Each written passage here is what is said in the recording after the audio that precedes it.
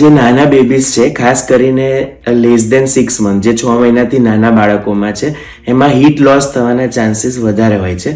એટલે એક thumb rule always યાદ રાખવાનો કે જે આપણે એડલ્ટ જે કપડાં પહેરતા હોઈએ એનાથી એક લેયર ન્યૂબોર્ન બેબીઝમાં અને 6 મહિનાથી નાના બાળકોમાં વધારે રાખવું.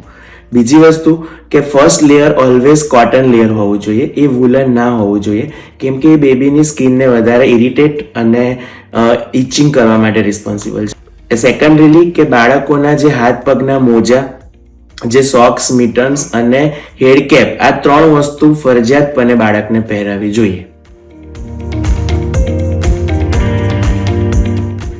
જો નાના બાળકો બહુ જ હેવીલી બ્રીથ કરે કે જો બહુ વધારે શ્વાસ લેતી વખતે એને ખાડા પડવા માંડે, બાળકનું નાક બહુ જ બંધ થઈ જાય અને બાળક ફીડિંગ બિલકુલ ના કરે, તો આ કન્ડિશનમાં તમારા નજીકના પીડિયાટ્રિશિયનને જલ્દીથી જલ્દી બતાવવું જોઈએ.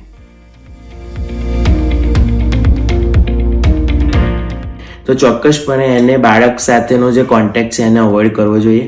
બીજું કે તમે માસ્કનો યુઝ કરી શકો છો. જો મધરને શરદી ખાંસી હોય તો ક્યારેય બ્રેસ્ટ ફીડિંગ સ્ટોપ નહીં કરવું. એવરી 2 અવરની બ્રેસ્ટ ફીડિંગ કન્ટિન્યુ રાખવું, પણ મધરે પ્રોપર હેન્ડ વોશિંગ કરવા જોઈએ અને માસ્ક ચોક્કસપણે પહેરવું જોઈએ. રૂમ હીટર્સ ચોક્કસપણે યુઝ કરી શકાય છે, જેથી કફ કોલ્ડ થવાના ચાન્સીસ ઘટી જશે. પણ રૂમ હીટરમાં જે ઓઇલ હીટર્સ આવે છે એનો યુઝ વધારે કરવો રાધર દેન અ બ્લો હીટર. અને મોઇસ્ટ હીટર તમે દિવસમાં 5 to 6 hours માટે યુઝ કરી શકો છો.